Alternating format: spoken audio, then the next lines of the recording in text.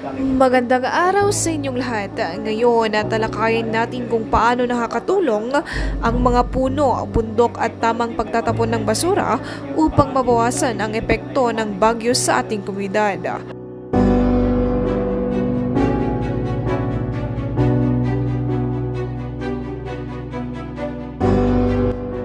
Una, pag-usapan natin ang mga puno. Alam natin na isa sa pinakamalakas na epekto ng bagyo ay ang malakas na hangin na. Ang mga puno, lalo na ang mga nasa baybayin tulad ng mga mangrove, ay nagsisilbing natural na windbreak o panangga sa hangin na. Pinapabagal nila ang lakas ng hangin bago ito makarating sa mga bahay at komunidad. Bukod pa rito, ang mga puno ay nakakatulong sa kontrol ng baha. Sa pamamagitan ng kanilang mga ugat, sinisipsip nila ang tubig ulan at pinipigilan ang sobrang pag-apaw ng mga ilog at kanal.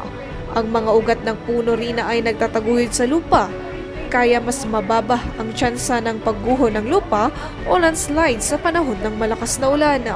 Ngayon naman, pag-usapan natin ang mga bundok. Ang bundok ay nagsisilbing hadlang sa malakas na hangin na nagbabawas sa pinsalang maaaring idulot dito sa mga lugar na nasa likod ng bundok. Kapag tumama ang bagyo sa bundok, kadalasan ay nabubuo rito ang ulan sa gilid na tinatamaan ng hangin.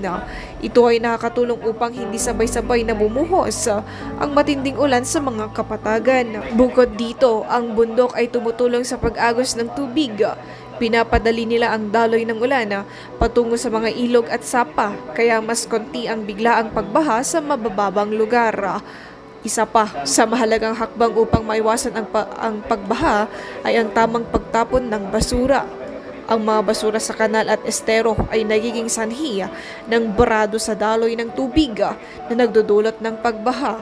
Kaya't napakahalaga na itapon ang basura sa tamang lugar at panatilihing malinis ang paligid upang maging ligtas sa panahon ng bagyo. Sa kabuuan, nakikita natin na ang puno, bundok at tamang pamahala ng basura ay mahalagang kaalyado ng tao sa laban kontra sa bagyo.